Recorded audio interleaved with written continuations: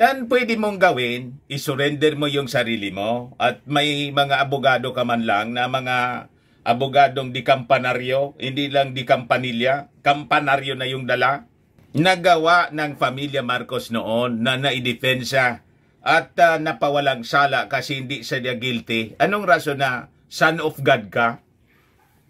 Powerful? Napa-stop mo nga na yung earthquake? Stop!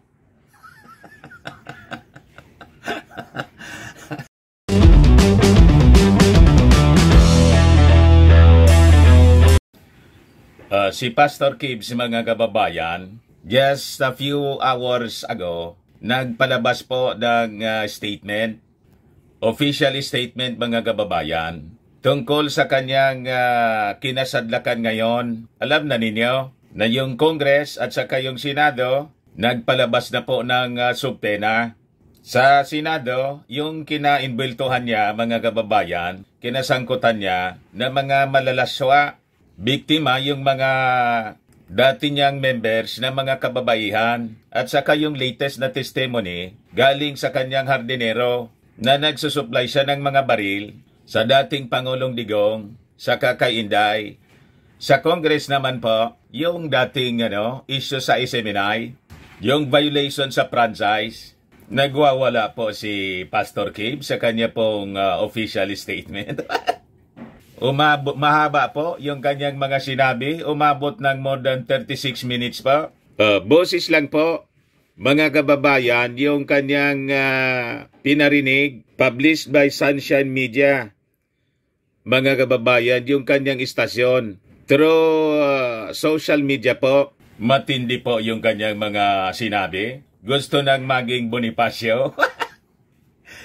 Pangungunahan daw niya yung bansa para labanan yung evil government ng ating Pangulong Bongbong. Pagkatapos ni Lisa Marcos, inaakyo si Lisa Marcos at si President Bongbong saka si Martin Romualdez, mga kababayan, na nagsasabuatan para daw siya ligwakin at nakipagsabuatan sa Amerika, sa CIA, sa FBI. At may mga plano daw na ipa-assassinate siya. Kaya siya ngayon nagtatago, pero nandito pa daw siya sa Pilipinas. Pinababantayan daw, mga kababayan, yung lahat niyang mga compound. At dahil doon, hindi daw siya papayag na ganun-ganun na lang. Tatayo siya as leader ng ating bansa. At inakyus pa, mga kababayan, yung ating Pangulong Bongbong Marcos na mga mangkukulam na. Saka si Lisa Marcos po, nag-sex urges daw at nagagamit ng kung ano yung mga sinasabi po ni Digong. Nagtaka ka pa niya, Mr. Marabila, si spiritual advisor ni Mau Diggs. Yung mga ginagamit pong terminologies, likwak, gorgor, yung tulad ng ginagamit ng yung dating supporter ng ating Pangulong Bongbong na vlogger na biglang bumaliktad po na nandun sa Amerika. Ayun, mga kababayan, pag pinakinggan ninyo yung kanyang statement po, mga terminologies na ginagamit, alams na kung sino yung source ng mga information nung nakabase sa American vlogger. Ganon na ganon ang linya ng kanyang mga pamamahayag, pati yung mga pulburon. So, kino-confirm lang nga nila, mga kababayan, kung sino yung source ng mga propaganda laban na mga kababayan sa ating black propaganda laban sa ating Pangulong Bongbong Marcos. Ito ba? Sinapian daw yung ating Pangulong Bongbong Marcos ng masamang espiritu. Tawag na nga po, Eudemon.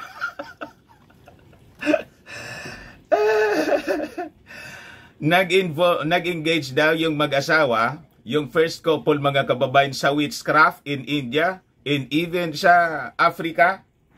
Di kaya niya, Mr. Maravillas, pati si Pastor Kibbs, tumira din ng fentanyl. Kasi pare-parehas po, mga kababayan, kung mag-behave, pare-parehas ng dating Pangulong Digong, pati sa mga pananalita. But before ko mga kababayan iparinig sa inyo, yung audio po, click subscribe muna dito sa ating YouTube channel and hit the notification bell para lagi po kayong updated sa mga kaganapan dito sa ating bansa at para hindi malason ng mga black propaganda, lalo na ito. Pag napakinggan ninyo ito, kung wala kayong malakas na pananampalataya, malamang malason yung isipan ninyo. Kaya winawarningan ko kayo muna. Huwag kayong pagogoyo. Huwag kayong pagogoyo sa mga statement. Pero iparinig ko po sa inyo. So, click subscribe muna po and like and share na rin po ninyo ng ating video. At wag na rin po ninyo na skip yung ating mga commercial ads para tuloy-tuloy lang ang pag-unlad ng bagong Pilipinas. Sa mga naghahanap po ng malinis and spacious fitness gym, punta lang po kayo sa aming Colossal Fitness Gym. We also offer Grab Car Rental with our brand new 2023 model ng Toyota Innova. We also accept booking for those who are planning to travel via PAL, Cebu Pacific, and other airline companies, and bills payment for Meralco Bills, Aleco Bills, PLDT, and etc. Kahit saan po kayo gusto na mag-travel, pwede na kayo magpa-online booking po dito sa amin. Bumili ng ticket. Pati sa mga hotels po, nagbo-booking po kami. May Paymaya kami, may bayad center na rin po. Ang Colossal Fitness Gym is located at 3rd floor, Security Bank Building, Lanco Business Park, Legazpi City, Albay. For inquiries, look for Jilon Maravillas, contact number 0966-802-0949. Ito po yung aming Innova, nakaservisya ngayon. Lagi na pong matao dito sa amin. Na-set up na rin po yung aming mga bagong gym equipment. May treadmill na rin po kami. Ito naman po yung bago naming product, iGlow Serum. Negosyo siya ng aking anak na architect entrepreneur, Riz Maravillas. Tingnan ninyo yung epekto sa kanya. Whitening po siya. Before and now. Contact na lang po ninyo siya sa kanyang FB, Riz Maravillas, sa inyong mga inquiries. Ito naman po, Firmax Firming and Lifting Cream. Mainam po ito sa paninigas ng mga kasukasuan, pati mga pains. Pinapaid lang po sa mga pulses in other affected areas. Ito naman po, Automax Radiant Serum. Sa mukha naman yung application. Anti-aging po siya. You will look 10 years younger than your age. Sa mga cancer patients naman po, baka lang gusto ninyo itong itry. Nengxia Red Mixed Fruit Drink. Hindi man po siya gamot, food supplement po siya. Kaya lang, gawa siya mga kababayan sa goji berry. Ang goji berry may anti-cancer properties. Ngayon, yung mga inquiries ninyo, dumiritso na lang kayo sa aming messenger sa Facebook para masagot namin agad. Ayos pa? Ayos na ayos anya Mr. Maravillas. So gusto na namin marinig anya yung desperate statement po. Living dead na daw siya. Wala na siyang pakialam kasi sa libro anya ng ating gobyerno, pati ng Amerika, patay na anya ako. Kaya tumatayo na anya ako ngayon. Simula ngayon, magpapakabayani po siya, si Pastor Kibbs. Parang ang objective niya po, gatungan yung mga mamamayang Filipino para sumuport sa kanya, mag-alsa laban sa ating administrasyong Bongbong. Tapos tinamo pa yung ating Pangulo, sinumbatan. Yung isimin na yan, tumulong sa inyo para manalo kayo. Pagkatapos niya, ito yung gagawin ninyo sa amin. Pinipersecute ninyo kami. Ang totoo niyan mga kababayan, sumikat sila yung SMNI. Hindi man masyado pakilala yung SMNI. Ginamit nila yung presidential forum, yung presidential debate. Nag-organize sila para sumikat. Wala mang manonood sa kanila. Mga kababayan, kung hindi po nag-attend yung ating Pangulong Bongbong Marcos, in-invite nila. Di ba? Yung ating Pangulong Bongbong naman po as a candidate, pinagbigyan. Pero kung sila yung magkiklaim na nakapagpanalo, malayo po sa katotohanan, ilan ba yung members nila? Ilang milyon? 5 million? Ang boto ng ating Pangulong Bongbong Marcos, 51 million. Kasi napakarami po na mga Marcos loyalist Yon ang katotohanan niyan.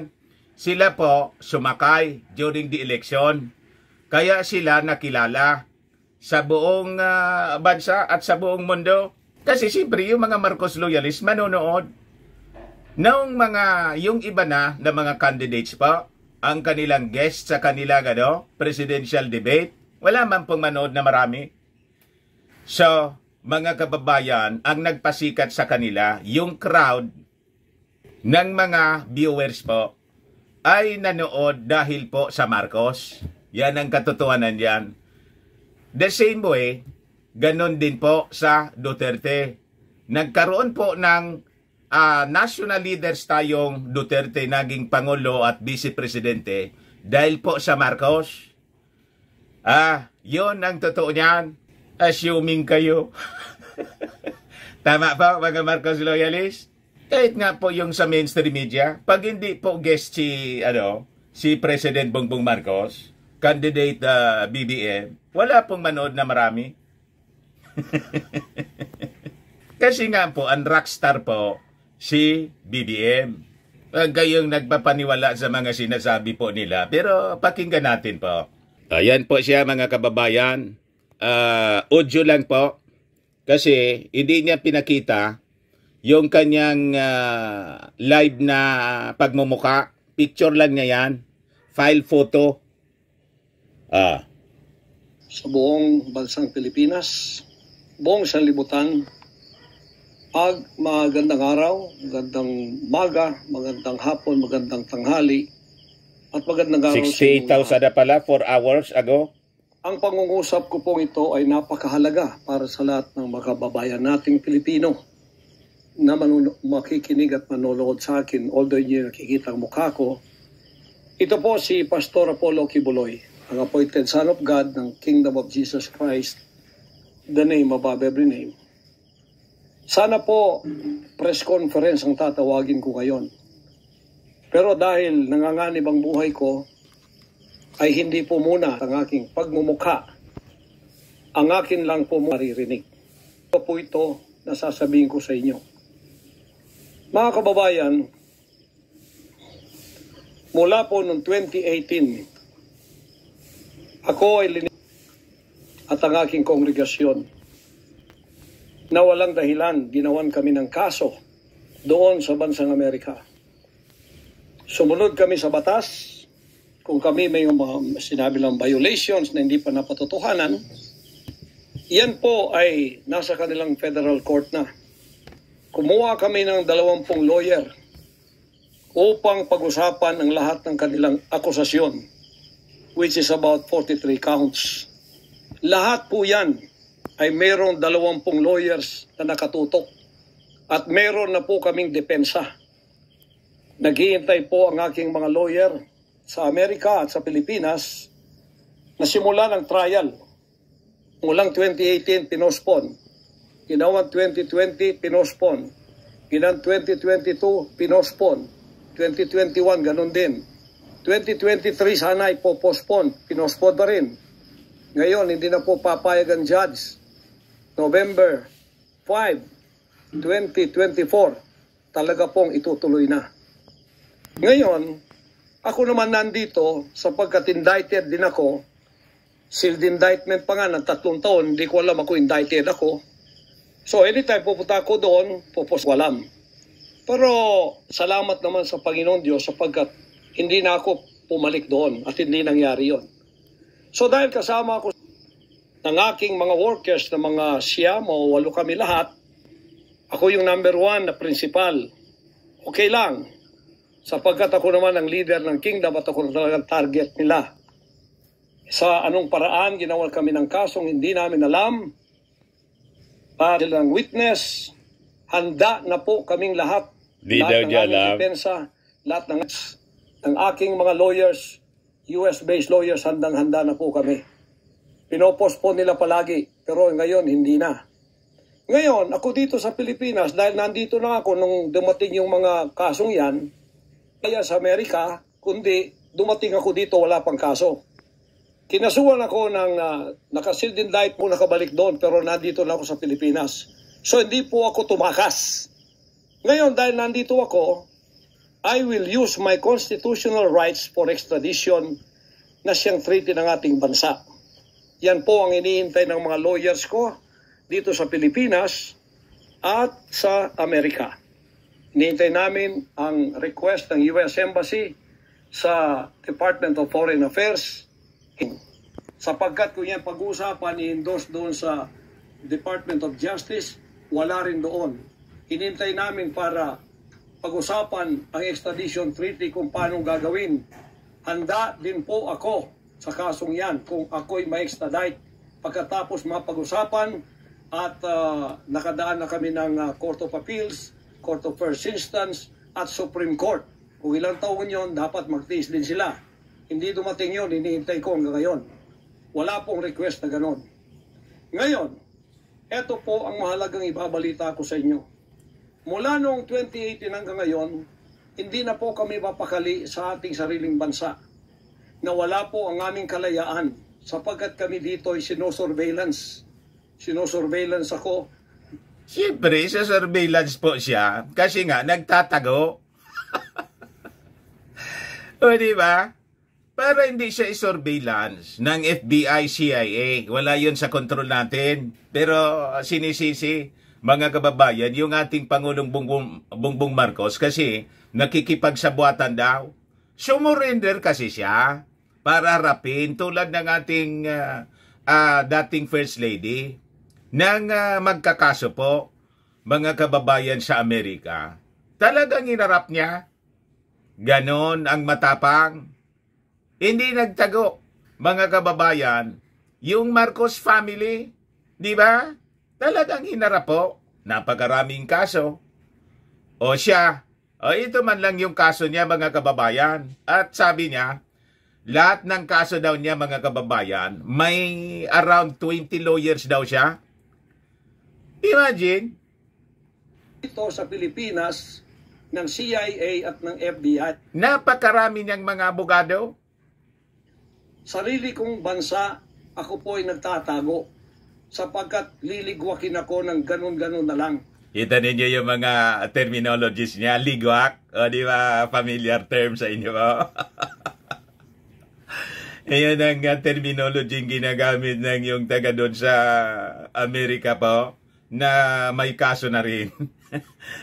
Cyber libel, yung isang vlogger na siging panira po sa ating Pangulong Bongbong. Walang extradition process na gagawin. Dumating po sa aming kaalaman sa mga sandaling ito from reliable sources. Correct me if I am wrong, but these are reliable sources na dumating sa akin na ayaw na raw po nila ng extradition treaty. Ang kanila daw pong gagawin ng CIA, ng FBI, ng US Embassy at State Department kasabwat ng ating gobyerno, ng Pangulong Marcos at ng First Lady. Kita ninyo, kasabwat daw ng Amerika, ng CIA, FBI, yung ating Pangulong Bongbong Marcos para siya ligwakin. Lalo na si First Lady, Lisa Marcos. Kita ninyo yung mga direksyon ng kanilang mga statement, propaganda. Same script, mga kababayan. Talagang isang grupo lang sila. Di ba? Kung sino pa man ang nasa gobyerno, ako ay rendition ng kanilang gagawin. Rendition, ang ibig sabihin po, execution na lang. Ang rendition, ang ibig sabihin po, anumang oras, pwede lang pasukin ang aking compound at ako ay kidnapin. It's not only rendition, but also elimination. Yun. Gusto daw siyang ipa-assassinate, elimination. Ganon katindi, kaseryoso yung kanyang mga pinagsasabi, mga kababayan. If it is possible, pwede nila akong i-assassinate. So, nandun po sa dalawang yun, kidnapping or assassination. Ang term niya, kidnapping, assassination. Imbis po na arrest. Kasi nga po, wanted siya doon sa Amerika. Siyempre, magko-coordinate yun sa mga bansa kung saan siya nagtatago. And in this case, dito sa Pilipinas siya nagtatago. Killing talaga, murder. Yun po ang dumating na balita sa akin ngayon from reliable sources. Reliable sources daw. Hindi man sinasabi kung sino. O ganun ang kanyang mga statement po. Kaya, mula 2018, alam na po namin na may gagawin sila. Hindi lang namin alam kung paano sapagkat ang iniintay namin ay extradition sapagkat yun ang treaty natin. Ngayon, ito pong gagawin nila dahil hindi na sila dadaan doon ay illegal. Kidnapping or elimination or assassination. Di po ba sa atang sariling bansa ang aking constitutional rights na wala na? Sapagkat ako po ay binigay na sa kamay ng mga banyagang ito ng ating sariling gobyerno ni Pangulong Marcos at ni First Lady Araneta Marcos. Ibinigay na daw siya. Anong ibinigay? Na hindi ka man nga matagpuan kung nasaan ka? O diba? Sumuko ka sa ating pamalaan, magpakita ka, then baka pwede kang samahan pa ng ating Pangulong Bongbong Marcos. I-turn over ka mismo sa embassy ng Amerika for your safety. Parang yung deal mga kababayan, yung offer sana ng ating Pangulong Bongbong Marcos kay Tevez, kaya lang nagtago. Pag ikaw ay nagtago, siyempre, iwa-wanted ka. Di ba ganun yon? Kung hindi ka magtatago, hindi ka nagtatago, di hindi ka wanted. Ang wina-wanted po kasi yung nagtatago. Inormal po sa alinmang gobyerno na pag alimbawa wanted ka, may mga authorities na magtitik-tik sa'yo. Iso-surveillance ka siyempre. Para i-arrest, hindi para i-kidnap. Yung term niya po, kidnapping assassination. Yung sinasabing assassination, siyempre, pag lumaban ka sa mga authorities, armado yan, tulad ng ginawa ni Maudix doon sa mga alleged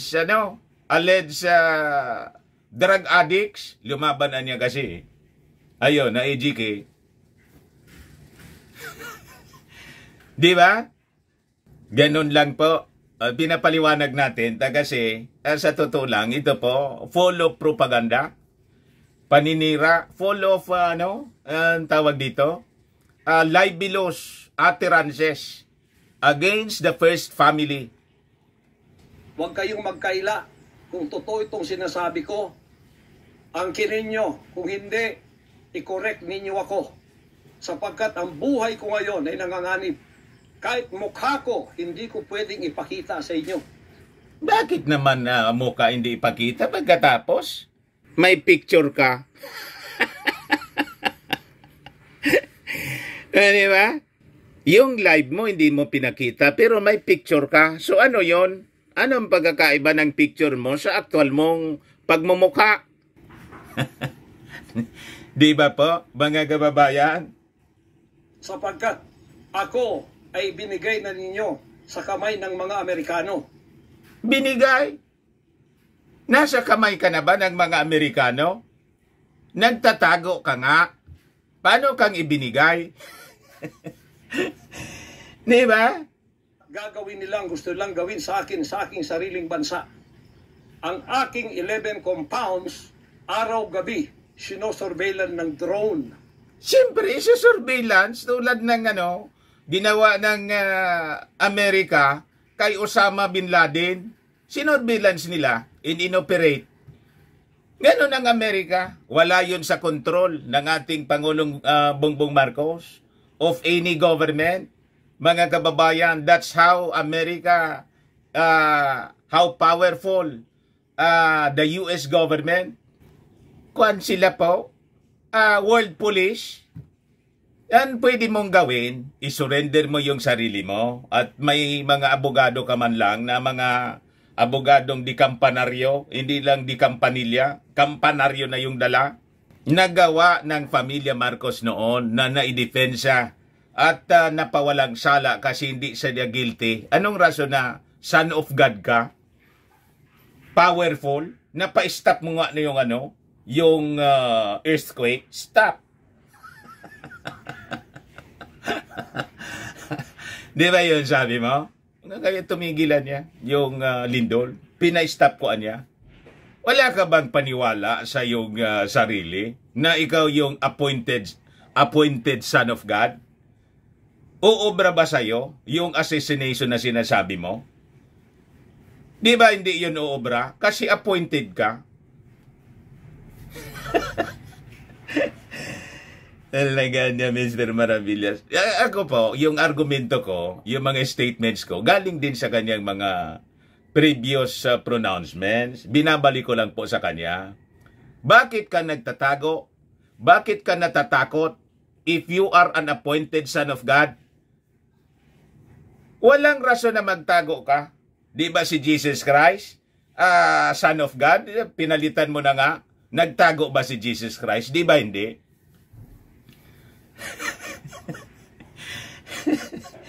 Kung yun ang level ng iyong yung pagkatao ang gusto mong ipaunawa sa amin at ipapaniwala, appointed son of God, natakot ka dito sa nagpe-persecute sa iyo? Sino man itong CIA? Sino man yung FBI? Sino naman si President Bongbong, si Lisa, si Martin Romualdez as against the appointed son of God? Di ba wala silang Panama? Oh, yung mga Marcos never na nagtago. Nung sila kasuhan ng close to 1,000 cases. Si Imelda Marcos mismo umarap sa trial sa Amerika, sa New York. The trial of the century. O bakit kayo, hindi man po appointed sa daughter ng Diyos si Mrs. Marcos, pero hindi natakot? Hinarap niya. Bakit? Naniniwala siyang hindi guilty. Kung kayo ay naniniwala hindi kayo guilty, and you are the appointed son of God, harapin ninyo. Hindi kayo tatabla ng bala. Yung sinasabi ninyong gusto kang ipa-assassinate, hindi ka tatablan yan. Kasi nga, appointed son of God ka. Tama ba ang ating mga argumento? Kasi, pag magtago ka, di ibig sabihin yan, duda ka, kahit doon sa statement mo mismo, that you are powerful, appointed son of God, anointed ka eh. Duda ka, kaya ka nagtatago. Harapin mo, sumurrender ka, you seek the assistance of the President, imbes na i-accuse mo. Tawagan mo, manawagan ka ngayon, Mr. President, I am surrendering. I am submitting myself dito sa investigation ng Senado. I am submitting myself dito sa trial na gustong gawin nila sa akin sa Amerika. Tulungan mo ako na makamit ko ang fair trial. Ganon. Hindi yung nananawagan ka na ngayon ng revolusyon. You want to topple the government of Bongbong Marcos. Gusto mong mag-Bonifacio, magpakabayani, tulad ng gustong mangyari ni Digong ang gusto mong mangyari. Lalo mo niyan nilulubog yung sarili po ninyo, Pastor Kibbs. Sino bang nag-advise niyan sa inyo? Na imbes masolusyonan yung problema na kayo din naman yung may mga gawa niyan. Tapos, nilulubog yung sarili ninyo. Wala kayong pagkakaiba sa inyong kaibigan na si Digong. Kung nanahimik na sana siya, nag-retire, hindi na dumaldal ng dumaldal, wala siyang problema ngayon. Ayan tuloy. Nagka-interest tuloy na yung ICC, mga kababayan, ay ipurso yung investigation. You see? Kayo yung may gawa ng mga problema ninyo eh. Hindi po kami makatulog. Hindi kami mapakali. Bakit hindi kayo makatulog? Na yung peace of mind, galing yan sa ating Panginoon. And you are the Son of God.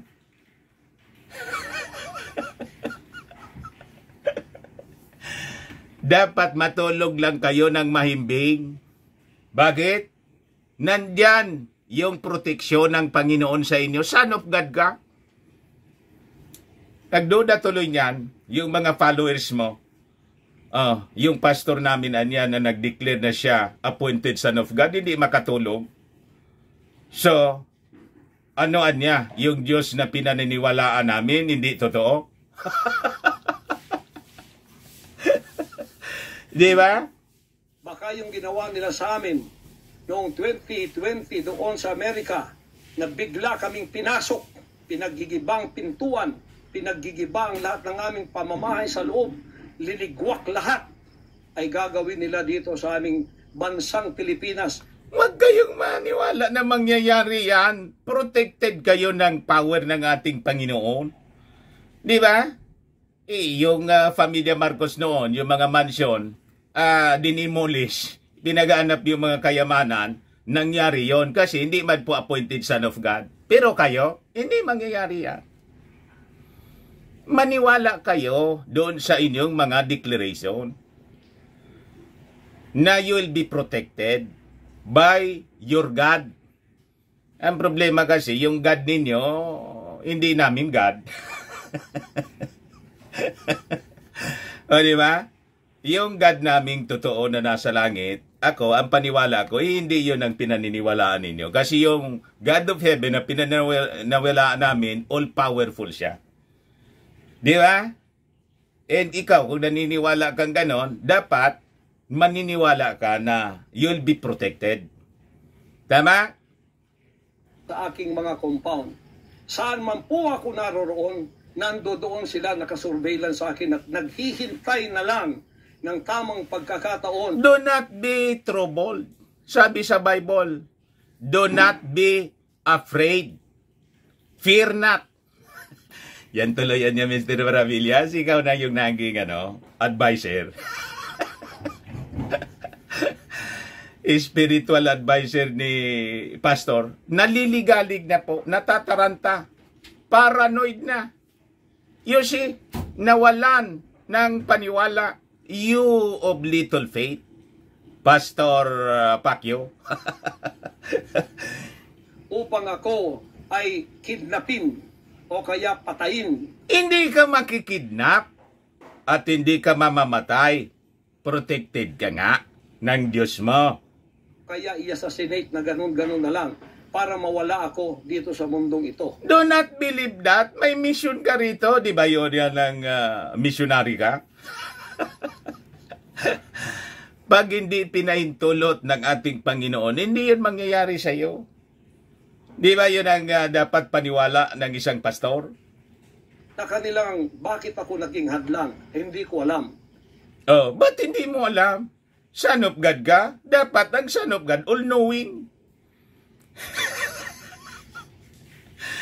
Omnipotent, omnipresent, omniscient. Kaya nakakaduda po na talagang hindi ka man yata appointed son of God. Gawa-gawa mo lang yata yan. Claim mo lang. Kasi, ba't hindi mo alam? Hindi lang po yun mga kababayan, kundi ang aking leaders lahat kasama na sa elimination. Hindi mangyayari yun. Hindi ipapanahintulot. Kasi kasama mo. Di ba? Ang aking May protection kayo. of administrators, senior leaders, lahat po sila ay pwede na rin nilang patayin lahat. At pagkatapos hindi namin alam kung anong plano nila sa buong properties namin sa Kingdom Nation. Kahit bakit ganito sila kagalit at bakit ganito ang kanilang treatment sa akin na isang appointed son. Kita mo na? Isa kang appointed son. Pagkatapos, hindi mo alam kung bakit ganon. Ikaw niya, Mr. Maravillas, alam mo, hindi man po ako appointed son. I never claim. I never assume. Kasi wala mang ganun, mga kababayan. Kasi ko po ay evangelizing the whole world with the Word of God. Hindi ko naman kasalanan ako'y maging kaibigan ng politikong tulad ni Pangulong Duterte. Yan kasi, dumikit ka rito sa gamit ng fentanyl. At pati yung istasyon mong isiminay, minalas tuloy. Bakit minalas? Ayon. Yung mga bawal sa KBP rules, yung mga bawal sa franchise, yun ang binayolate po. Sabi po doon sa lumabas sa investigation ng Congress. Kung wala kasing violation sana, edi tuloy ang masasayang masasayang araw ninyo. Yan kasi. Vice President Sara, taga Davao po kaming lahat. Lumaki kami lahat dito. Alam ko po ang aking mga kaibigan, sila. Lumaki kami, mayor namin yan, prosecutor pa, naging congressman, naging president. Yan po ang aking pakikipag-ugnayan for nation building. Wala akong ibang interest sa bansa. Paano naging nation building na gusto ngang iwala yung Mindanao sa Pilipinas? Nation building yan po. Di ba dismemberment ng ating bansa? Ang bansang Pilipinas, Luzon, Visayas, and Mindanao. Base po sa konstitusyon. Ngayon, gustong pag-iwahiwalayin. Nation building ang ganon. Lahat baliktad yung mga sinasabi ninyo eh. So, kundi ang pagunlad. Kaya nga ayaw ng mga taga Mindanao. Kayo lang yung gusto eh. Yung kaibigan ninyo, rejected. Kahit na yung mga secessionist dati, MILF, MNLF, ayaw. Kasi buhay, dugo at buhay. Yung pinuhunan nila para ma-achieve yung peace. Pagkatapos ginulugulo ngayon. Ngayon, ako po ay... Kaya nga yung armed forces natin, inutusan ng ating Pangulo na dyan sa Mindanao, dyan sa Davao Region, sakop yung kingdom po ninyo. Sabi ng ating Pangulong Bongbong Marcos, bantayan niyo dyan yung mga possible enemies. Hindi lang niya minimension kung sino yung mga possible enemies. Pero common sense. Di ba? Inuusig. Ako po ay ginigipit. At ako po ay sinasaktan sa lahat ng paraan ng mga false accusation, false allegations. False accusation pala. So, kung naniniwala kayong false accusation, false allegation, so kayang-kaya ninyong idefensa. So, bakit kayo nagtatago? Idefensa ninyo in proper forum. Ngayon, nandito kayo sa Pilipinas. Tinutugis kayo sa Amerika. Di pumunta kayo sa Amerika. Harapin ninyo yung kaso doon. Pag, alimbawa, kasi sabi ninyo, false allegation, false accusation, siguradong mananalo kayo sa kaso. Pag natapos ninyo yung kaso ninyo doon, di balik kayo dito. Pwedeng pabalik-balik din kayo. Kasi ngayon, may ito ngang Senate inquiry, napakasimple Senate inquiry. Tapos yung SMNI, hindi man yung timbang buhay, di ba? Magpapaliwanag lang naman kayo tungkol sa kinasadlakan ng inyong istasyon. Ayaw ninyong mag-appear. Yung mga abogado, hindi man po masagot ng mga abogado. At sabi ni Risa Ontiveros, dito sa Senado, personal yung involvement po ninyo rito. Kasi nga, ang nag-aakusa, yung mga babae, na ang sabi, sinexual abuse po ninyo. O tapos dito mga kababayan sa kanyang statement, wala palang asawa itong si Pastor Kibuloy. Pinag-aagawan daw siya kasi ng mga babae. Pag siya daw nag-refuse mga kababayan, yun, sinisiraan siya. Kasi nag-refuse. Kasi yung target daw ng mga babae po sa kanya, yung yaman niya. Marinig ninyo po dito mamaya. Na ayaw naman nilang pumunta sa korte. At pagkatapos, ayaw din nilang paharap itong mga false accusers na gagawa nila to destroy. Yung mga accusers po ninyo, anong ayaw iharap? Nandun po kausap ni Risa Ontiveros mismo, yung mga babae po, pati si Rene, yung hardinero, nandun po, nang sabi, the other day, o kahapon yon sa investigasyon ng Senado, nag-supply kayo ng mga armas kay Inday at saka kay Digong. Si Inday nga, in-interview, may statement siya ngayon sa media, iniiwasan niya yung mismong aligasyon. Ang sagot ni Inday, malayo sa tanong. Sinasabi lang niya, hindi na daw siya nagtataka kasi ganon. Pag ang vice presidente daw po, sinisiraan talaga. Hindi man po direktang sinagot yung akusasyon ni Rene. Reputation para idamay sila Duterte, family, doon sa kapupuntahan ng mga investigasyong walang kakwenta-kwenta. Kinamon ko na kayo, punta kayo sa korte. Ayaw ninyo, ikaw, Risa Hontiveros, ikaw, kayong... Hindi man pwede pumunta sa korte si Risa Hontiveros kasi senador siya. At nagreklamo sa kanya sa Senado bilang Chairman Committee on Women and Gender Equality. Siyempre, as a Senator, yun ang gagamitin niyang binyo, yung Senado. Di ba? Kaya nga siya Senador. In aid of legislation yun. Diyan, na nasa kongresong puro leftist, hinahamon ko kayo, sabi ko, pumunta kayo sa korte, sapagkat ang SMNI, walang kasalanan, ginurgur ninyo. Nakita ninyo ang mga terms niya? Ginurgur, narinig na ninito sa mga vloggers? So alam na ninyo, mga kababayan, kung sino ang magkakasama. Sapagkat idinadawit ninyo at ang source po ng mga propaganda, politika, laban sa ating Pangulong Bongbong Marcos. Nalis ninyo ang aming malayang pagpapahayag, ang aming press freedom, pati ang liberty ko na, ang aking freedom, ang aking constitutional rights. Wala na po. Palagi kami nagtatago. Bakit kasi nagtatago kayo? Anong kinatatakot ninyo? Hindi man kayo tatablan ng kung anong attempt sa inyong buhay kasi son of God kayo. Lumilingkod sa likod namin sapagkat tinahabol kami. Sabi sa Bible, Pastor, fear not, do not be troubled. Nakapalibot sa amin ng mga CIA, alam namin yon. Hindi obra yung CIA, FBI sa inyo. Anak ng Diyos kayo, son of God. BI nandyan din.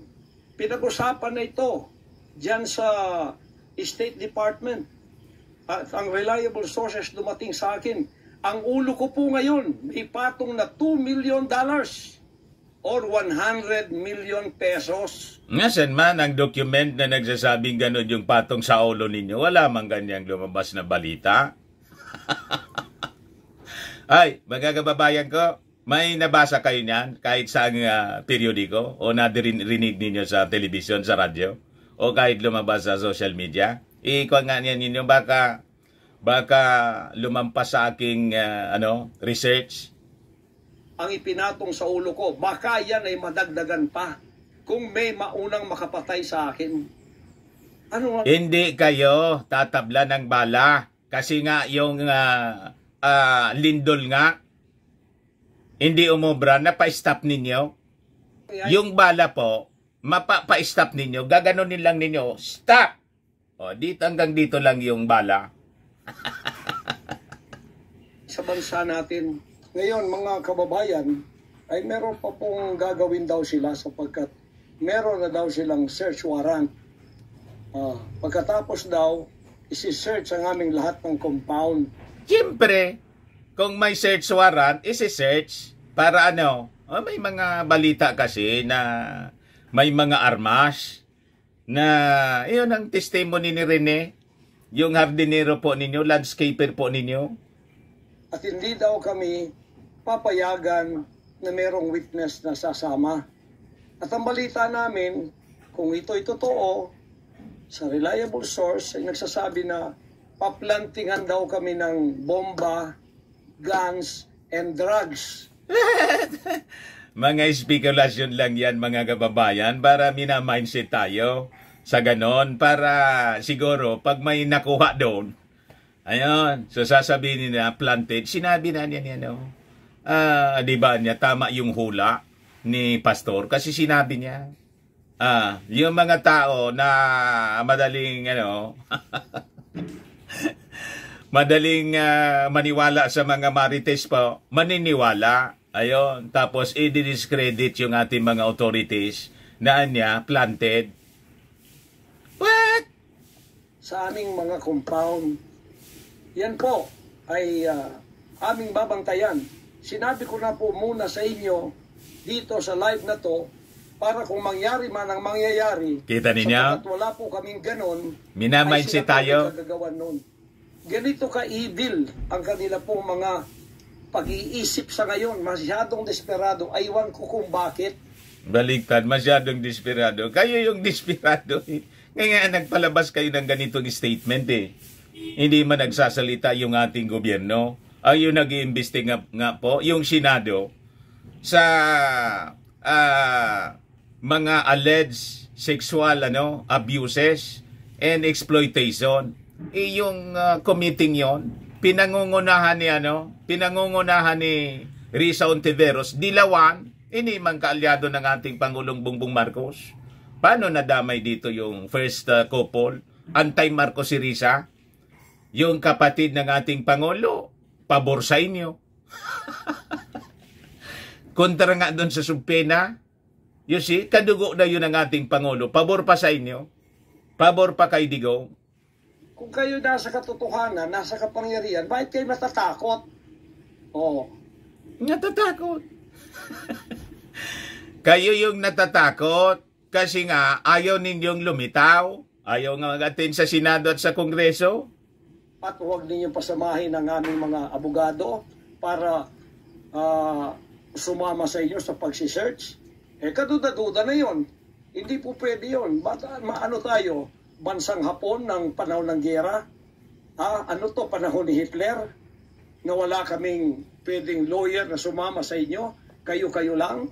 Pagkatapos, pwede nyo kaming barilin pagka kami nakikipag-usap na kailangan may witness para kamerahan namin ang ginagawa ninyo na wala kayong lusot kung meron kayong gagawin. Walang problema sa ganong kamerahan. Di ba yung establishment ninyo napakalaki, yung mga compounds ninyo? Siguradong may mga spy camera kayo doon.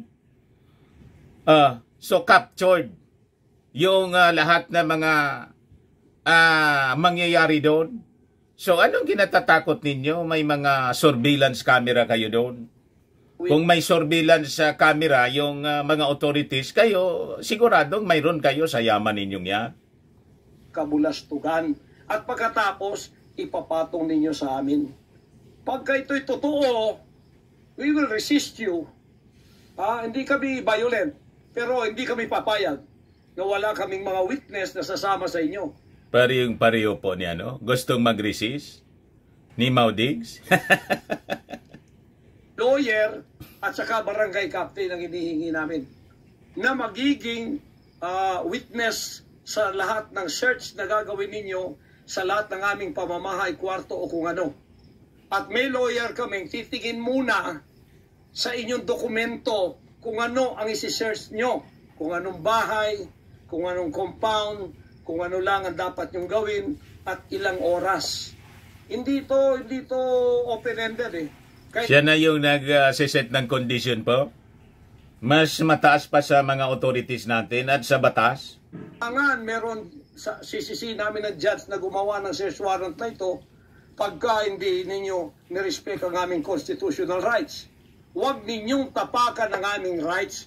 Hindi din namin tatapakan ang rights ninyo bilang kayo ay nasa batas. Igagalang namin yon. Pero igalang din ninyo kami kasi meron kaming mga narinig na ginawan ninyo ng mga ebidensyang peke. Tinamnan ninyo, pagkatapos ipapatong ang kaso sa amin. Religious community po ito.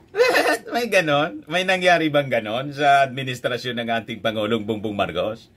Wala mang ganon po. Baka sa administrasyon ng kaibigan mong si Digong. This is a spiritual community. Once tumapak kayo dyan, sapagkat kayong nagdadala ng batas, respetuhin ninyo. You are on holy ground. Yan po ay mahal na mahal naming banal na dako. Huwag ninyong lapastanganin. Pero hindi namin kayo pipigilan kapag may search warrant kayo. Pero hindi kami papayag na hindi kami makakasama ng kasama namin Hindi makikialam sa inyo. Titingin lang sa lahat ng gagawin ninyo. Kasi hindi na kami kumpiyansa sa gobyernong ito. Gagawa sila ng paraan para kami ay bigyan ng kasalanan. Yan po, babantayan natin yan. Pag hindi sila pumayag, then siguradong magpa-planting sila ng evidence. Pag pumayag sila, then fair ang laban. Minamindset na po na pag may nakuhang ebidensya doon, planted. Di namin sila pakikialaman, titigin lang ang aming mga witness na mga lawyer at saka barangay captain. At kung sino man ang mga witness na nandoon mula sa aming side, kasi nandoon sila. Hindi na pwede gawin wantonly ang kanilang gagawin doon sa aming mga compound na wala kaming witness. Because they can do anything to implicate us, to plant false evidences and charges against us. Ganon ang aming mga paningin dito. Kaya huwag ninyo kaming pigilan para pantay ang laban natin. Kasi nakikita namin na ang pamamahalang ito ay hindi na po matuwid. Biro ninyo, ginikipit kaming ganito, wala namang kaming ginagawa sa bansang ito. Sinabi ko na muli, hindi kami nagdidil ng drugs. Hindi kami violenting tao. Sino naman na nag-accuse sa inyo na nagdidil kayo ng drugs? Ang testimony doon, gun running, di ba? Tapos sexual abuse, wala mang sinasabing drugs. Kami terorista, mangangaral kami ng mga salita ng Diyos. In fact, dito sa aming compound sa Tamayong, kami ang nakapagbigay ng peace sa mga kababayan nating sinisila ng CPP and PNDF, tinatakot at pinapatay. Ngayon, wala na sila, may peace na kami. Ito namang gobyerno natin, ito ang ginagawa nila sa amin.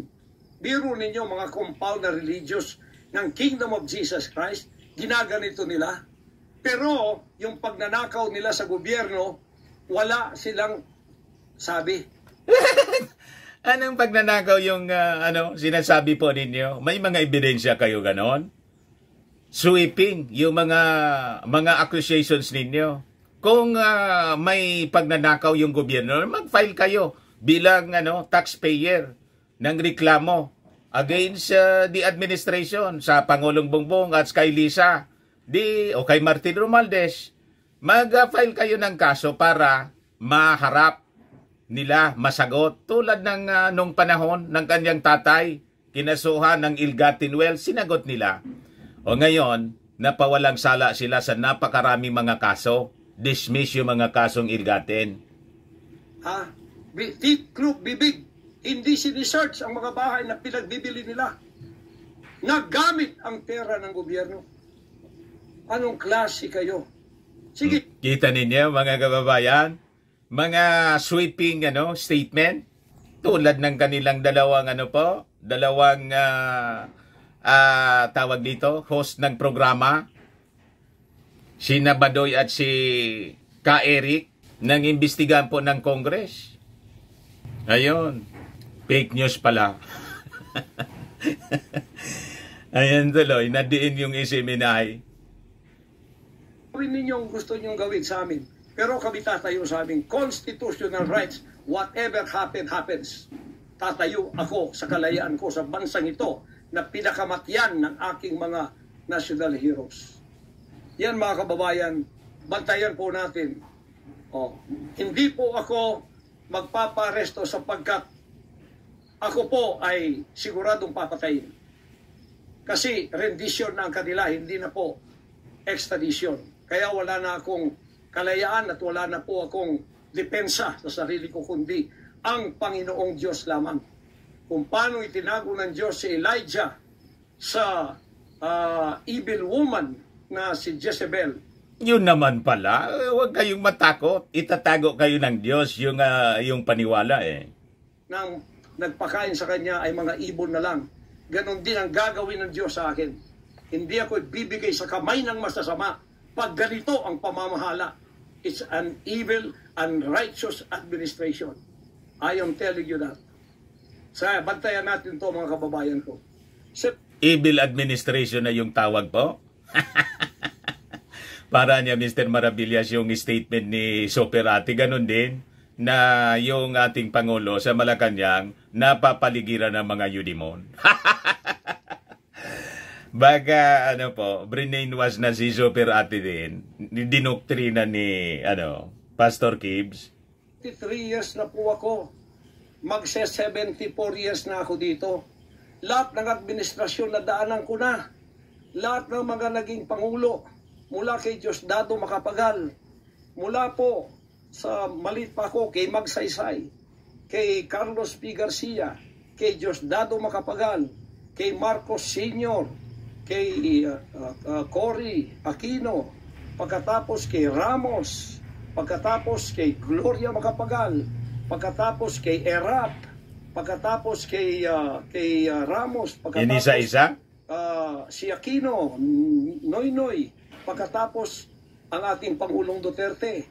Wala po kaming nadaanan ganito na ginigipit kami sa aming sariling bansa ng mga dayuhan na kasabwat ang ating pamahalaan. Kasabwat daw? Inakusan na ng direkta? Kasabwat daw ng Amerika yung ating Pangulo? Si Lisa at saka si Martin? Na aking sinuportahan pa naman noong nakaraang eleksyon. Ayan, sinusumbatan na dito. Kasi sinuport daw niya, mga kababayan. Tandaan mo, President Bongbong Marcos, First Lady Lisa Marcos, pati ikaw, Martin Romualdez, hindi kayo dyan ngayon kung hindi kayo tinulungan ng SMNI at ng buong sangkatauhang Pilipino. Ilan lang naman kayo? 5 million kayo? 31 million po yung mga mamamayang Filipinong bumoto. 31 million plus. And these are loyalists and believers ng ating Pangulong Bongbong. At dumami yung viewers ninyo dahil nagamit ninyo yung pagtakbo sa pagkapangulo ni President Bongbong. Yon ang totoo niyan. Aniwala sila sa amin sapagkat ang SMNI lamang ang may credibility. Noong panahong yun hanggang ngayon. Ngayon, anong ginawa ninyo? Pinaggagawan ninyo kami ng kasalanan. Inilagay ninyo kami sa kahihiyan. Pagkatapos, ibinilanggo pa ninyo ang dalawa naming mamamahayag. Pagkatapos, siyempre, ayaw magsabi ng totoo. Peddler ng fake news. Hindi may rules doon yung Congress. Di ba? Saan ka pulutin yan kung responsible kang newsman? Ang inaakusa mo yung Congress ng paggastos ng 1.2 billion o 1.6 billion pesos yon. Winaldas daw. Ang source, nandun sa Senado daw yung source ni Ka Eric. What? Responsible journalism ba yon? Di ba dapat ang source mo, Congress mismo? Paano napunta sa Senado? Doon pa lang po sablay na. Alams na ang intention po propaganda. Paninira. Ayun, na-prove po na mali yung sinasabi nila na gumastos ng ganong kalaking halaga sa travel expenses po. Nasa 42 million lang yata yon, mga kababayan. Or 4 million yata yung, hindi ko na maalala. Yung nagastos, ikuha na lang po ninyo. Hindi ko na maalala. I-post na lang po ninyo yung mga nanonood sa atin. Ganon. Sabi nga dito sa amin, lahat balukbagi. Baseless accusation, balukbagi. apilin nyo kami ng ganito-ganito lang, ang aming pong tolerance, it has come to the rim. Our tolerance has been to the roofs already. Alam ninyo, hindi na po biro itong nangyayari sa bansang ito. Kung pababayaan po natin ang ganitong mangyayari ng mga dayuhang tulad ng Amerikano, CIA, FBI, State Department, US Embassy, gigipitin tayo with the connivance of our own President and First Lady and other nakikipag-connive daw, nakikipagsabuatan. members of the Congress. Kung pababayaan natin ito, Pati si Martin, nakikipagsabuatan daw. nangyayari sa isang Pilipinong tulad ko na gumagawa ng kabutihan, trying our very best, para makatulong kami, humanitarian, Children's Joy Foundation, dinemonize kami, kinriminalize kami. Biro nyo, ginagawa niyo dangerous criminal organization.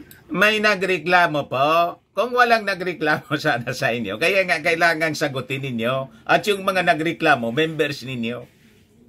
Kingdom of Jesus Christ, buong sanlibutan, ang akin pong 38 years na munga ng mga 6 hanggang 7 milyong kaluluwa na niwala sa katwiran at nagbago ang buhay.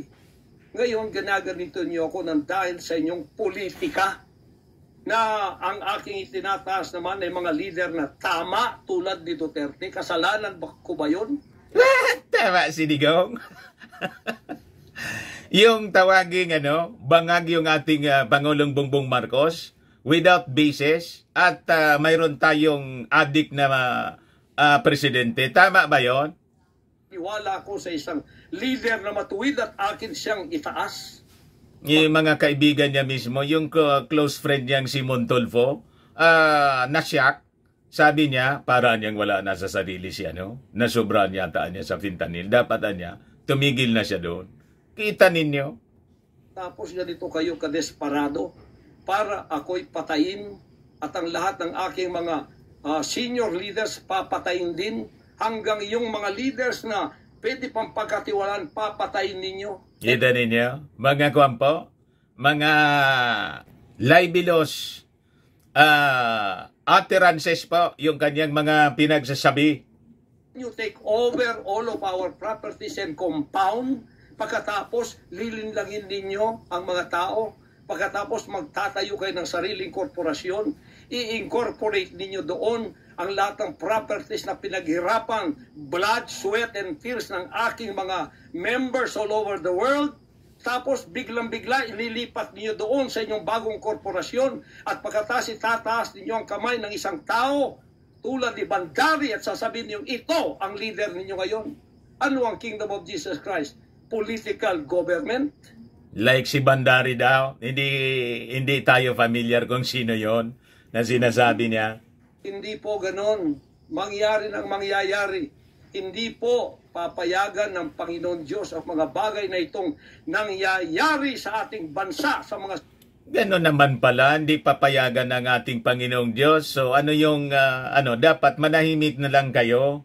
Di ba? Hindi man papayagan ng Diyos. So kalma lang, dapat. Kalma. Daligito. Kung ako, mabuting tao, kung ako nangangaral ng katuwiran, kung ako tumutulong ng kusang loob at hindi nagpapautang loob kanino man, ginaganito ako. Sino pa kaya kayo, mga kababayan ko? Bumukas na po natin. Magkaisa na tayo at alisin ang evil administration. Nanggagatong na po ng pag-alsa. Seditious statement po. Sabi ko sa inyo, lalong dinadagdagan ni Kibbs yung problema niya tulad ni Digong. Di ba, mga kababayan, kaya natambakan sila ng mga kaso, mga pag-iimbestiga. Kasi sila mismo yung gumagawa ng kanilang problema. Ito, seditious statement. Pag narinig ito ng ating mga authorities, papag-aralan ito ng mga abogado. Sasabihin naman, pinipersecute sila. Seditious statement po ito. Na ito na siyang ginagamit ng masamang espiritu upang ang kadiliman. Ginagamit na daw ng masamang espiritu yung ating Pangulo. Ay bumalot sa buong bansang Pilipinas. Alam ko, mahal ninyo ang Pilipinas, mga Pilipino. Naghihintay lang tayo ng tamang pagkakataon. Meron pa bang ibang pagkakataon? Tingnan niyo nangyayari sa Kongreso. Tingnan niyo yung korupsyon. Tingnan niyo yung droga. Mismong... Pati daw sa Congress, may droga na. Hanggang bumapasok po sa trouble si Diggs. Ating presidente, mismong si Diggs, si Kibbs. Pamilya, inakusahang druggists, inakusahang mga drug addicts. Wala tayong ginagawa. Mismong Pangulong Duterte na nagsabi niyan. Mismong naririnig natin araw-araw. durugista siya. Pagkatapos, kami pa ngayon ang inaapi at So, ibig sabihin niya, gusto niyang maniwala tayo sa sinabi ni Digong. Yung mga kaibigan nga niya, hindi maniwala. sa aming paglilingkod. Pagkatapos sila ay mga kriminal na So, ang tawag na sa ating Pangulo at mga kasama, mga kriminal daw. Patunayan ninyo sa husgado yung mga sinasabi ninyo, di ba? nakaupo dahil may kapangyarihan. Kami ngayon ang liligwakin nila. Hindi ba yan karumal-dumal sa harap ng ating Panginoon Diyos? Hindi ba... Yung mga abogado nito, siguradong gumaganon-ganon sa bagay. Habang nasa trouble po si mayaman si Pastor Kibsi, mayanap buhay yung mga abogado. Para idepensa. Wow. Ay isang pamamahalang hindi tama. Si Nebukadnezar, pinakain ng damot, ginawa siyang hayop. Ang kanyang anak si Belshazzar, nakakita ng handwriting on the wall. Kung saan-saan napunta po yung kwento ni Gibbs. Pagkatapos, inalis ang kaharian sa kanya at ibinigay kung sino ang magiging matuwid na haharap sa Panginoon Diyos. Anong tingin ninyo sa akin bilang pastor? Dinemonize. Ang reputasyon ko pinagsisira. Ngayon, hindi na ako buhay. I am a living dead. Kung wala Panginoon Diyos sa akin, pinatay na ako sapagkat lahat ng gadgets nasa sa kanila. Lahat ng gadgets ng Amerikanong yan nasa sa kanila. CIA, FBI, at sino pa ang kanilang mga galamay dito na pinagbibili na nila. Ako, hindi ako drug lord. Ni minsan hindi ako nakatikim ng droga. Mulang-mula pa, inialay na ako. Wala man po kaming narinig na nag-akusa sa inyo na drug lord kayo. Ang nag-akusa po sa ating Pangulong Bongbong Marcos, kayo at sa Kasidigs. Ngayon, kayo yung nag-akusa na drugist. Di ba? Pero yung ating Pangulong Bongbong Marcos, may narinig kayo na inakusa po yung mga Duterte na ganon. Wala po. Ang sabi ng ating Pangulong Bongbong Marcos, nang i-akusa siya na drug addict at bangag, bakalan niya kailangan na ng doktor. Kasi sa pagkakaalam ko niya, mga 5 to 6 years siya gumagamit ng fentanyl. Concern pa yung ating Pangulo, ipa-check up niya. Baka niya, ito na yung epekto. Ganon. Pero narinig ninyo yung ating Pangulo or si Martin or si Mrs. Lisa Marcos na nagsalita ng tulad ng mga pananalita ninyo? Wala kang marinig sa kanila. Tutok na tutok sa trabaho. Ang aking ama na maging isang ministro ng banal na kasulatan. Hanggang ako'y lumaki, hanggang ako'y naging 74 years old, hindi ko po na-enjoy ang aking kabataan sapagkat hindi ako nagliwaliw. Ako po'y nangaral. 50 years na akong nangangaral. 38 years in the kingdom ministry. Ni isang sigarilyo hindi tumama sa bibig ko. Ni maliit na bisyo hindi ko pinasok. Ako po ay hindi nag-asawa. Ngayon, inaakusahan ako ng napakaraming babae. Ito po ang kasalanan ko. Pinayaman ako ng Panginoon Diyos, akala nila sa akin, single ako, kaya pinag-aagawan ako. Pagkatapos na ako ay maghihindi, mapapahiya, ibabaliktad nila sa akin. Pinag-aagawan daw siya ng mga babae kasi siya, binata, single siya.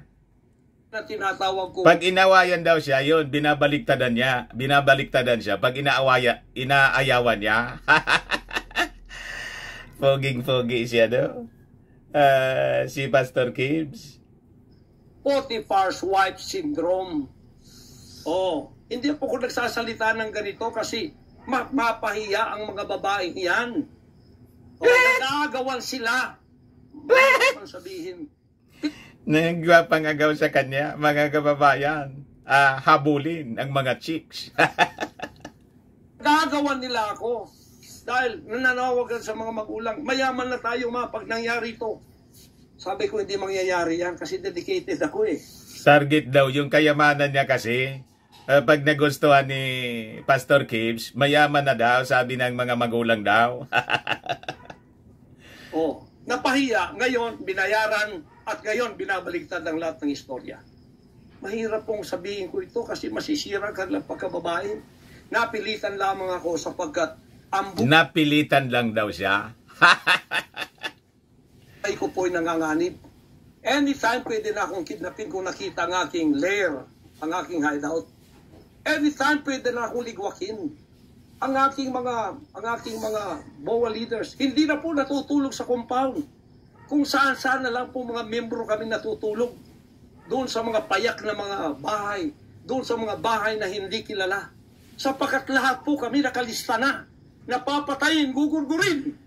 Wala po silang takot kasi nasa kanila daw ang kapangyarihan. Ano man ang motibong ubusin sila? Di ba? Mahal kong kababayan. Walang mapapala yung ating gobyerno na gawin yon, di ba? Magkakagulo lang. So ba't gagawin yun ng ating gobyerno po? Nagtatago ako sa sariling bansa. Sariling mga compound namin na pinaghirapan. Hanggang kami na ako saan nagpapalimos. Pero yung amin pong sinusulisit, Parang umiiyak na dito si Pastor Kibs. Ninyo ang humanitarian na ginagawa namin. Ni 5 wala kaming ninanakaw. Yung mga volunteers ko, walang sweldo. Araw at gabi. Sapagkat nakikita namin ang mga kabataang Pilipino, pinabayaan ng mga politikong yan. Kami po nagsasacrifice para mapakain sila. Anong ginagawa? Anong ginawa ng inyo pong kaibigang Presidenteng si Digong? 6 years na naging Pangulo in based sa data. Ang poverty incidence sa Davao laki, napakataas as compared sa mga lungsod sa ibang bansa o sa ating bansa. Ngayon po, lowest poverty incidence rate in the Philippines 2003. Yung City of Angeles yung may pinakang mababang poverty incidence. Number 1 siya sa mababa. Number 17 po yung Davao. Napakataas ng poverty incidence. 21.7% or 1,958,191. Tagal na naging mayor si Digong at yung mga anak niya palipat-lipat lang sa mga anak ni Digong at naging Pangulo pa, ngayon Vice President. At si Pulong Duterte may 51 billion na hindi malaman kung saan iyon ginamit. Tapos sisisiin ninyo yung ating Pangulong Bongbong Marcos. Di ba? Mapaaral na wala pong bayad.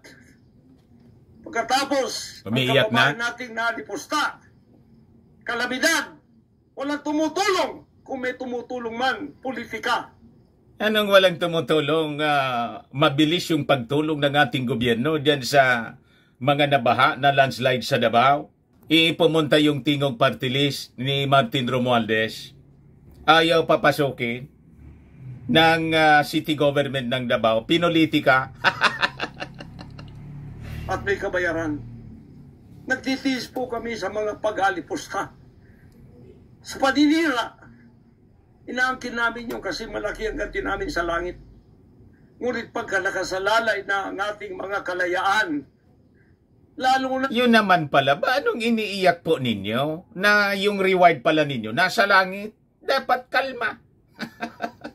Ang reward nasa langit. Kaming mga believers, hindi kami nagpo-problema sa mga nangyayari dito sa mundo. Di ba?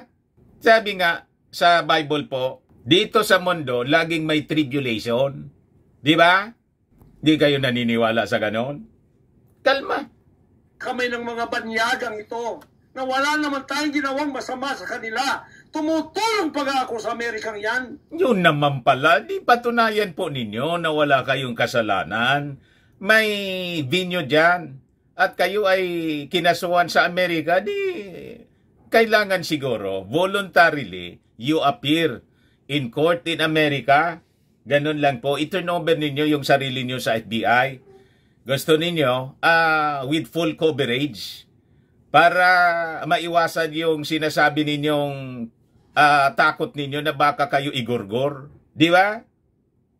Nagdodonate ako doon sa malalayong lugar tulad ng Apalachian na hindi na... Tsaka hindi kayo tatabla ng gurgur.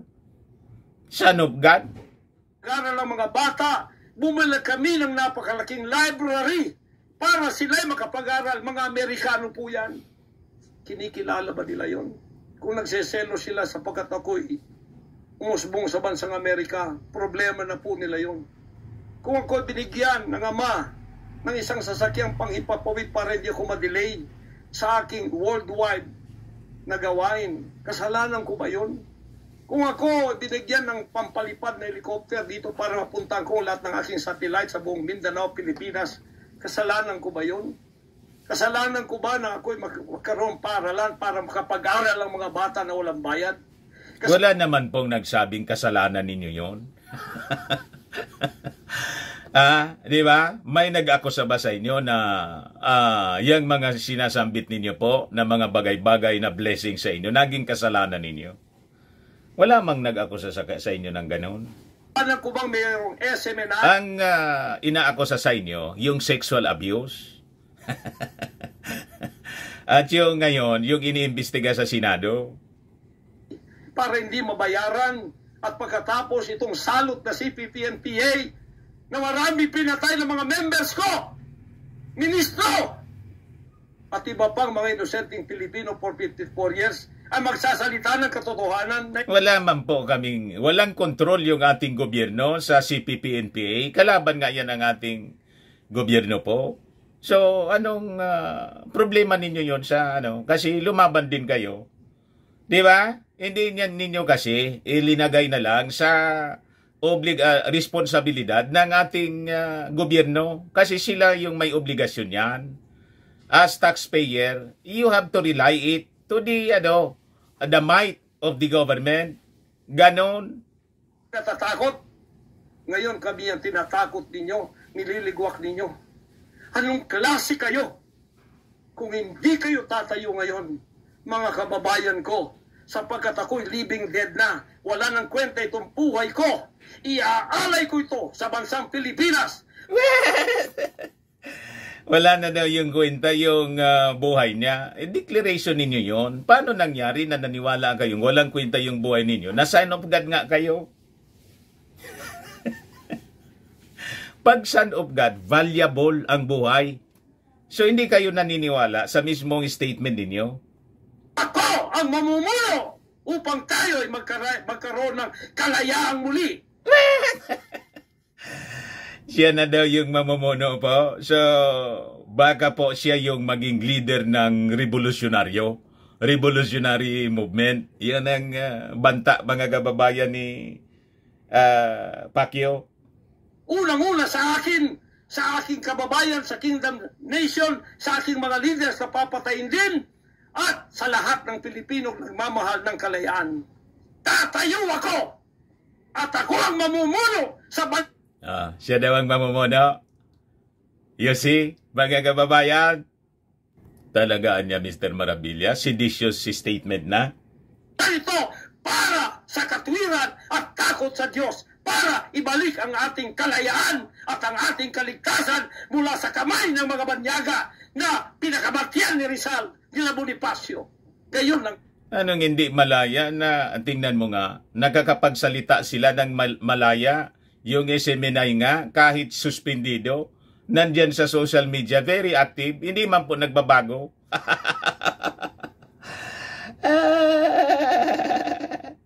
Panahon ng pagtayo. Ayaw ko pong gawin ito. Ito po yung pinaparinig ko sa inyo. Malaya sila na nakapag-publish. Sunshine Media to. Pagkita ko sa inyo. Ayan po. Sunshine Media. Malaya siya na nakakapagsalita. 36.51 minutes po. Walang interruption. Free na makapagsalita ng kanyang mga gustong sabihin. Ako politiko. Ang misyon ko ay isang pastor, isang alagad ng Diyos. Yun naman pala. Bakit pumasok kayo sa issue ng mga politika? Pastor kayo. Dapat ang pastor po hindi nag-involve sa mga politika tulad ng sinasabi natin. Ako consistent yan sa mga pari na sila na yung nangangampanya. Di ba? Yung mga dilawan po. Mismo nang sa mga katedral po, nangampanya, si Lenlen, against tayo kasi may separation of church and state. Ngayon, sasabihin ninyo, pastor kayo, wala kayo sa politika. O paano kayo na sadlak sa politika kung hindi kayo pumasok?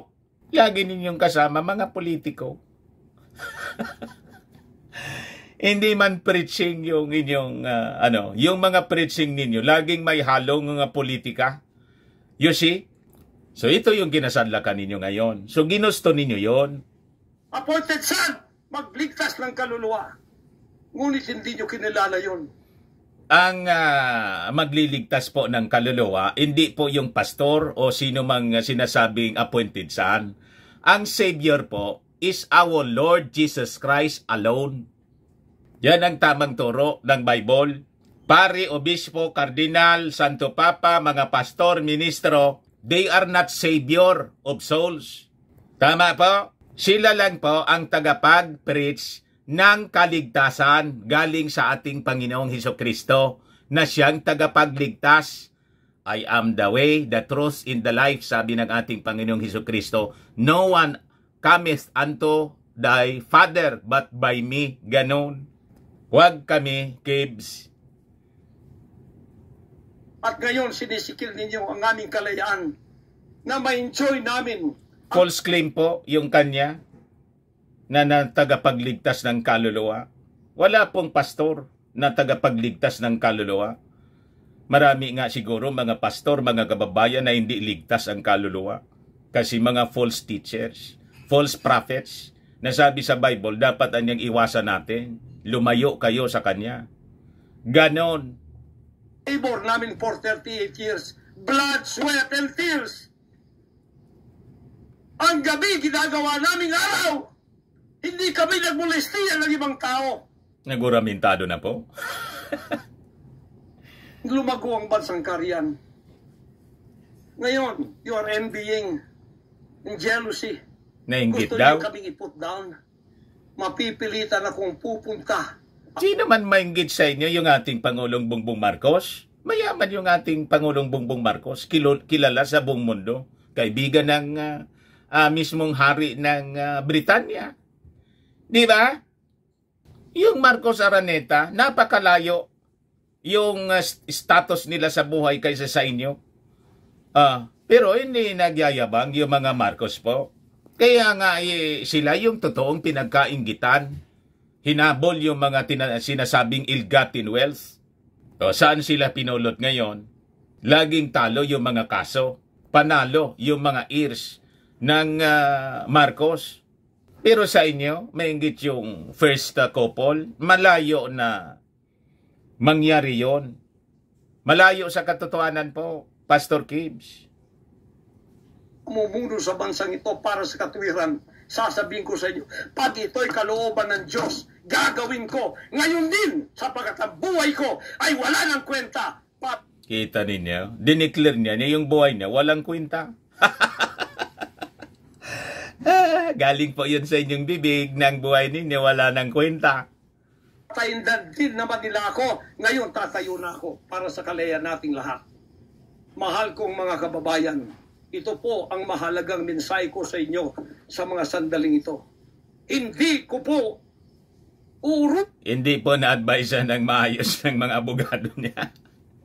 Ang sino mang gumagapi sa bansa ko at sa aking kalayaan na ako mismo nagtatago sa aking sariling bansa within 74 years. Ba't kasi kayo nagtatago? Pwede man po kayong hindi magtago. Hindi po nangyari ito ngayon lang. Pangulong Bongbong Marcos. Wala man po nagsabi sa inyong magtago kayo. Wala ko matuwid ka na tao. Ikaw, First Lady. Sinisisi na ngayon yung ating Pangulong Bongbong. Ano ang kinalaman po sa pagtago ninyo yung ating Pangulo? Ala ko matuwid kang tao. Totoo ba yung ginagawa ninyo riyan na meron kayong mga... Ito na po yung matinding akusasyon po ni Pastor Gibbs na involved daw sa 6 urges, yung first couple at involved sa witchcraft. What? Pakinggan po ninyo. Orgies at meron kayong mga drug session na nagliligwak kayo ng drug. Sumisingot kayo ng drug habang nagsesek. Sinisensor ko po baka. Pakinggan na lang po ninyo yung original nitong pinablish ng Sunshine. Puputol-putulin ko po, baka mamiligro yung channel natin dito eh. Orgies kayo, totoo ba? Totoo bang kayo ay mga session matindi? Na kayo ng bud? Nagbobodo daw? Expert from Africa. Pagkatapos mga witchcraft sa India at ang inyong session Martis. Kung ano-ano pinagsasabi, nawala na sa sarili. At pagkatapos Biyernes. Nagsisession daw Martes, pagkatapos Biyernes. Budo. Ginawang mangkukulam yung ating first couple po. Diyan sa Malacanang upang sa Malacanang mismo daw yung ginagawa. Aswangin. Para daw aswangin. Scrap. Ako, Vice President. Para daw aswangin siya, yung Vice Presidente, si Inday. At Pangulong Digong. At pati si Maudigs, para daw aswangin, gumagamit na ng budo, witchcraft. Naging manggukulaw na po yung first couple. Ganon katindi yung talaga niya, Mr. Maravillas. Tumira yata. Tumira din ang yung tinitira ni Maudigs. Ng tutol sa inyong paglilingkod. Biro ninyo. Naging demons na kayo. Nag-worship na daw sa Udemon. Worship na kayo kung totoo man ito. Hindi man siya sigurado kung totoo man daw. So, iwan ko kung sino yung nagsabi. Baka yung source ng tagado na vlogger sa Amerika.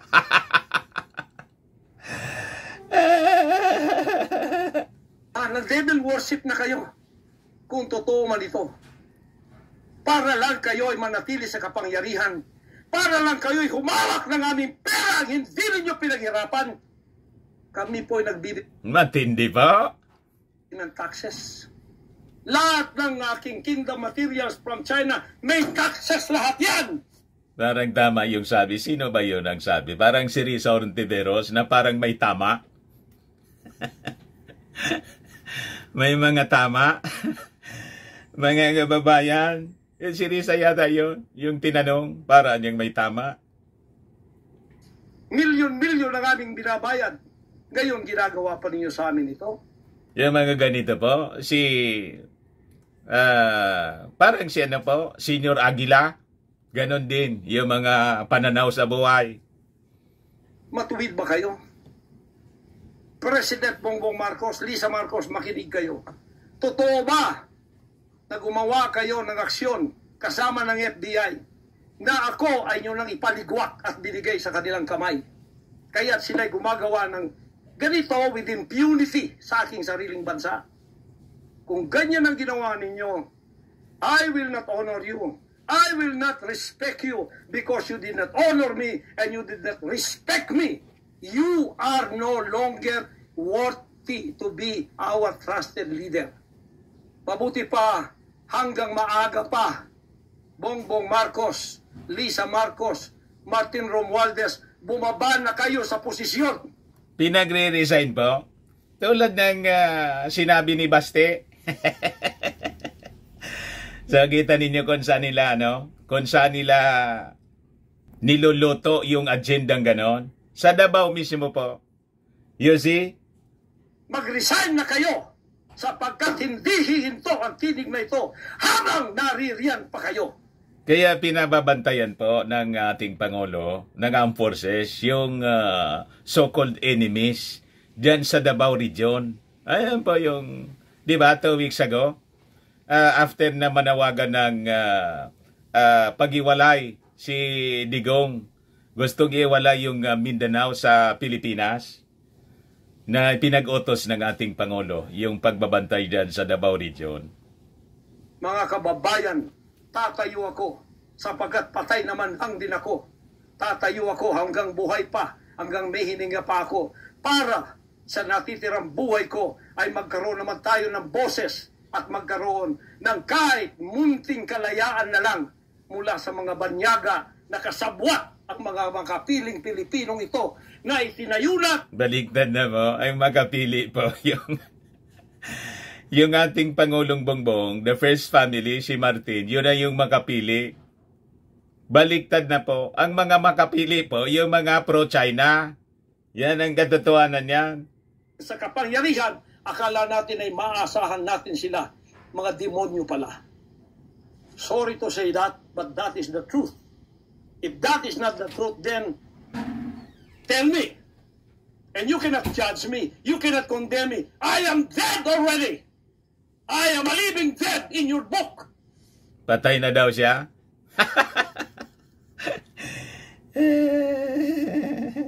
May patay pala po na nagsasalita pa.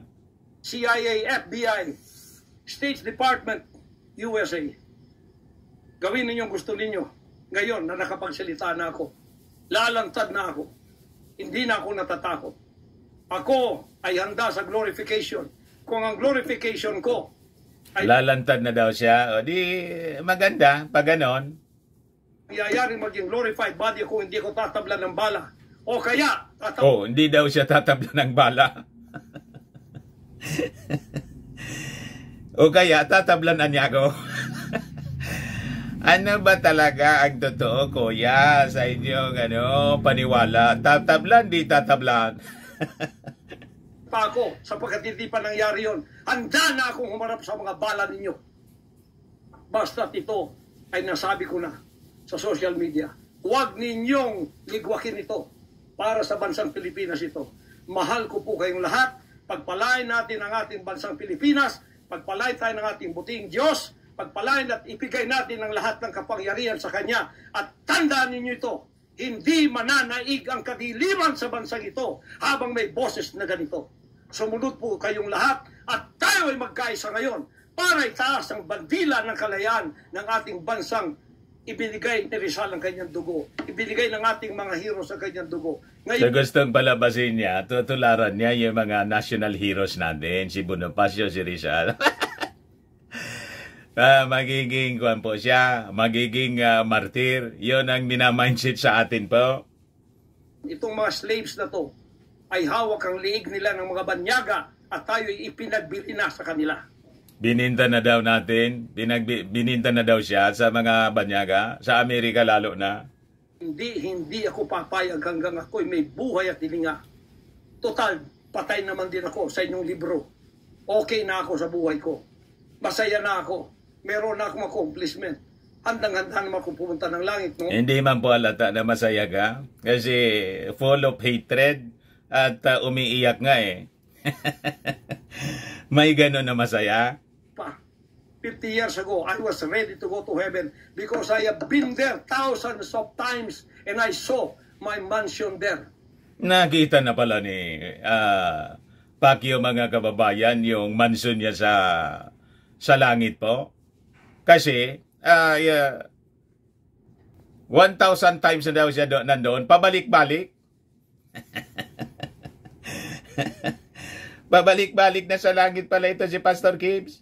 Dito lang ako para sa aking bansang Pilipinas, para sa kaligtasan ng mga kaluluwa sa buong sanlibutan. Yun lang ang dahilan kung bakit ako narito.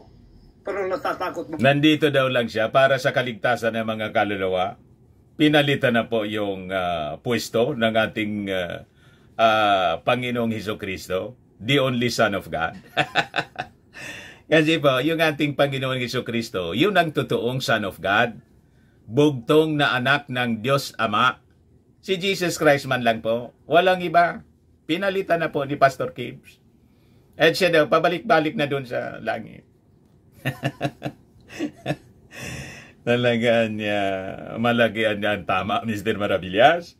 Ay, hindi po. Sapagkat ako'y nasa Kanya at siya'y nasa akin. Ano man ang mangyayari sa akin tulad ng aking amang si Jesus Christ, Paano mo naging ama si Jesus Christ? Hindi man po nag-asawa si Jesus Christ. Di ba? Si Jesus Christ, anak. Paano naging ama? Ang ama, yung ama natin sa langit. Ama ng ating Panginoong Jesucristo. Kaya nga, Ama, Anak, Espiritu Santo. Di ba? Biglang naging, ang tatay pala niya, si Jesus Christ. What? Cruz, ay handa po akong mag-alin na aking buhay sa isang worthy cause na sinasabi ko dito. Magandang gabi po, magandang araw sa inyong lahat. Hanggang dito lang, pagpalain tayo ng ating dakilang Ama. Sa Kanya lahat ang kapurihan at ang kapasalamatan at ang kaharian magpakailanman ay mananaig dito sa ating bansa at sa buong sanlibutan. Diyan po nagtatapos yung monologue. Official statement po ni Pastor Apollo C. Kibuloy. Official statement niya, published by Sunshine Media. Reserve na natin yung iba pa nating kasi napahaba na yung iba nating mga commentaries. At siguro hintayin na lang natin kung ano yung magiging reaction dito, kung magpapalabas ng reaction yung Palasyo Malacanang, or i-ignore na lang po kasi parang may tama talaga. Pag binatulan mo to, di ba? Pumatol ka sa may tama. Ako po si Dante Maravillas. Bye-bye po. God bless.